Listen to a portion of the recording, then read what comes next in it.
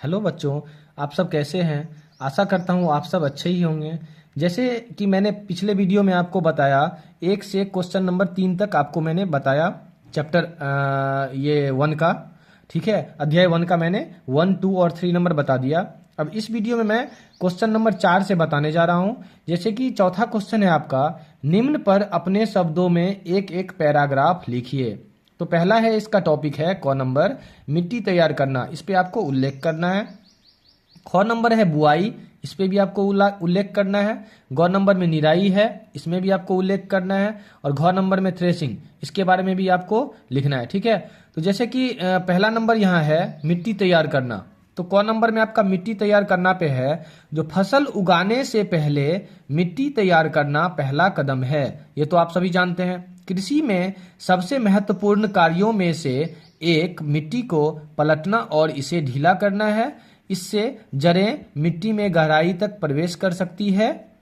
ढीली मिट्टी से केंचुओं और रोगाणुओं के पनपने में मदद मिलती है, जो किसान के मित्र हैं। और यह मिट्टी में ह्यूमस गर्मी होता है, ह्यूमस मतलब ह्यूमस मिलाते हैं। साथ ही मिट्टी को पलटने और ढीला करने से पोषक तत्वों से भरपूर मिट्टी ऊपर आती है, ताकि पौधे इन पोषक तत्वों का उपयोग कर सकें। ये आपका मिट्टी तैयार करना का यहाँ से लेकर यहाँ तक है। ठीक है, अब आपका जैसे दूसरा है ख नंबर बुआई, इसके बारे में आपको लिखना है पैराग्राफ।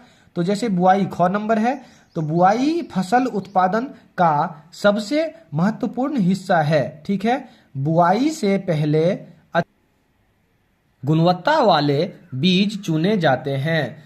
इसके बाद है अच्छी किस्म के बीज। अच्छे किस्म के स्वच्छ और स्वस्थ बीज होते हैं। बीज को सीड ड्रिल या हाथ से बोया जा सकता है, तो इसको इससे भी कर सकते हैं। अब तीसरा है गौ नंबर है निराई, इसके बारे में आपको पैराग्राफ लिखना है। तो जैसे यहाँ से है, खरपतवार अवांछित पौधे हैं जो फसलों के साथ उगते हैं, और खरपतवार निकालने को निराई के रूप में जाना जाता है। हाथों से खुरपी जैसे औजारों का उपयोग करके या 2,4-D जैसे घास फूस नाशी वेडाइसाइस का उपयोग करके खरपतवारों को हटाया जा सकता है। खेतों में खरपतवार को मारने के लिए इनका छिड़काव किया जाता है। या इसमें और भी लिख सकते थे, जो कोई मशीन के द्वारा भी हटा सकते हैं, या खुरपी वगैरह ये भी दिया है, उसके बारे में भी आप लिख सकते हैं। अपने शब्दों में आप लिख सकते हैं। अब घ नंबर है आपका थ्रेसिंग। तो थ्रेसिंग को देखते हैं।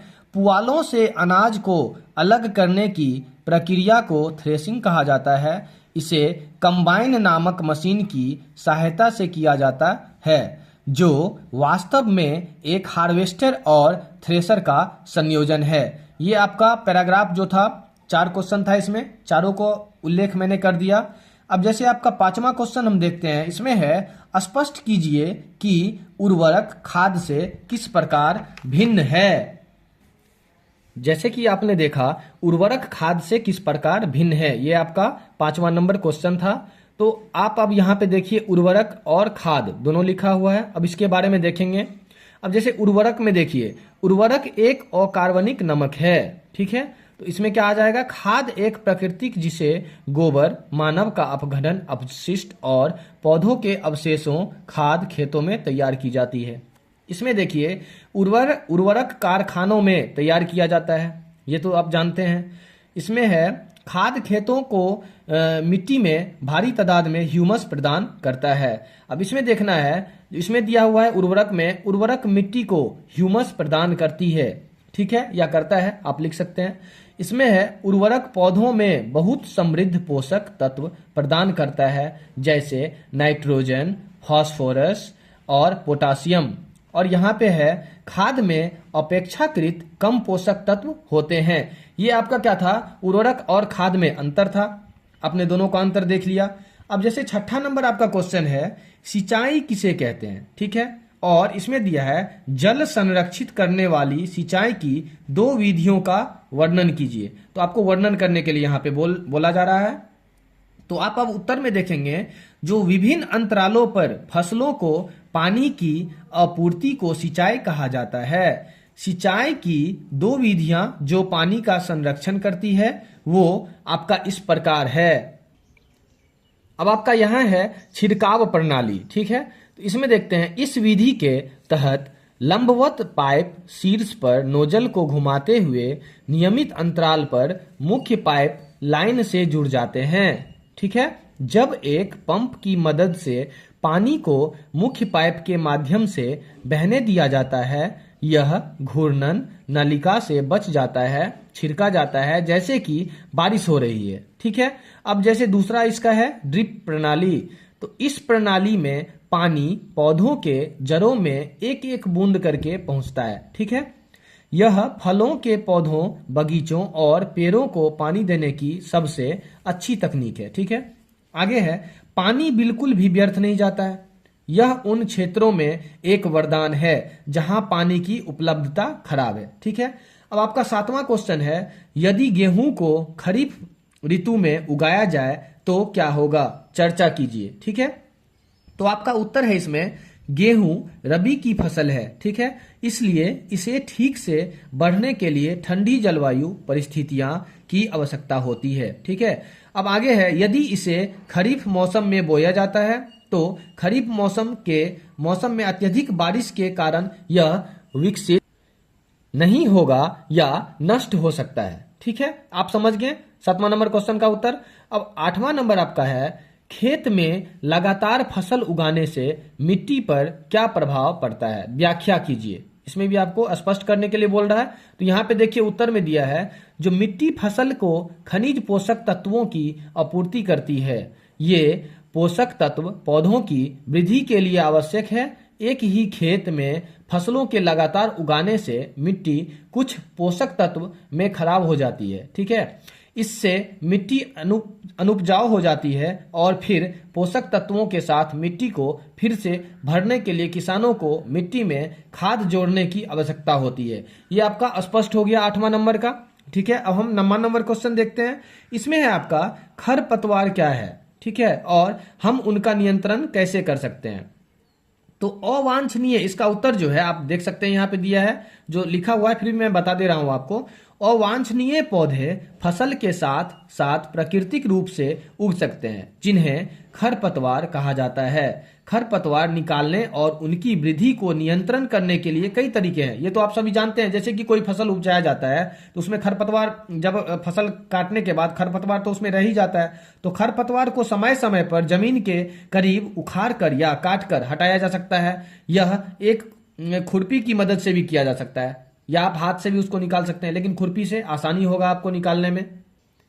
खरपतवारों को कुछ रसायनों के प्रयोग से भी नियंत्रित किया जाता है, ठीक है। केमिकल वगैरह डाल देंगे तो उससे भी हट जाएगा वो, जिन्हें 2,4D की तरह घास फूस नासी वेडाइसाइस कहा जाता है। खेतों में खरपतवार को मारने के लिए इनका छिड़काव किया जाता है, जिससे खरपतवार क्या हो जाता है, नष्ट हो जाता है, ठीक है। ये आपका 9वां नंबर क्वेश्चन का उत्तर कंप्लीट हो गया। अब आप 10वां नंबर क्वेश्चन देख सकते हैं। निम्न बॉक्स को सही क्रम में इस प्रकार लगाइए कि गन्ने की फसल उगाने का रेखाचित्र तैयार हो जाए, ठीक है। तो आपका इसको आप बुक में भी बना सकते हैं, सॉल्व करने के लिए दिया है। 10 नंबर और 11 नंबर को बुक में भी बना सकते हैं और कॉपी में भी मैंने यहाँ पे बता दिया है आपको। जैसे आपका क्वेश्चन है, फसल को चीनी मिल में भेजना। दूसरा है आपका सिंचाई, तीसरा है आपका कटाई, चौथा है बुआई, 5वां है मिट्टी तैयार करना, 6ठा है खेत की जुताई करना और 7वां है खाद लेना। अब इसको आपको क्या करना है, एक सही क्रम में आपको क्रमबद्ध करना है, ठीक है। तो आपका सबसे पहले क्या आएगा, आपका 5 नंबर आएगा। सबसे पहले आपको क्या करना पड़ेगा, मिट्टी तैयार करना पड़ेगा, ये तो आप सभी जानते हैं। उसके बाद आपका 6 नंबर आएगा, इसमें क्या करना पड़ेगा, आपको खेत की जुताई करना पड़ेगा, ठीक है। तो यहाँ पे जैसे सही क्रम में मैंने लिख दिया है आपको, 5 नंबर पहले आएगा, उसके बाद 6 नंबर आएगा, उसके बाद 4 नंबर। तो 4 नंबर में क्या है, बुआई। तो खेत की जुताई करने के बाद आप बुआई तो करेंगे। उसके बाद है आपका 7 नंबर है, तो 7 नंबर में आपको खाद देना है। उसके बाद 2 नंबर है सिंचाई करना है। उसके बाद आपका 3 नंबर है कटाई करना है। उसके बाद आपका 1 नंबर है, जो फसल जब कंप्लीट हो जाए तो उसको क्या, कहाँ भेजना है, चीनी मिल में भेजना है। अब जैसे आपका 11 नंबर क्वेश्चन है, नीचे दिए गए संकेतों की सहायता से पहेली को पूरा करना है। ठीक है, तो ऊपर से नीचे की ओर आपका क्वेश्चन सारा दिया है और फिर बाईं से दाईं ओर का दिया है और यहाँ पे फिर आपको बनाने के लिए भी दिया है। तो मैंने आपको यहाँ पे सॉल्व कर दिया है, आप इसको देख सकते हैं आराम से। ठीक है, और आप इसको वीडियो के माध्यम से आप इसको देख सकते हैं और आपका क्वेश्चन भी यहाँ पे दिया हुआ है और आप इस क्वेश्चन को बुक में भी सॉल्व कर सकते हैं। ठीक है, तो आपका ये अध्याय एक जो है कक्षा 8 का कंप्लीट हो गया। ठीक है, और नेक्स्ट वीडियो में आपका अध्याय 2 भी हम देंगे, क्वेश्चन आंसर और इसका जो फिल इन द ब्लैंक्स है या मैच द फॉलोइंग है। ठीक है, सब कुछ एक वे में मैं दूंगा। और इस वीडियो में तो मैंने जो 11 नंबर क्वेश्चन तक था, 1 से 11 तक मैंने पूरा क्वेश्चन और आंसर दोनों सहित इसमें इस वीडियो में दिया है। बहुत बहुत धन्यवाद।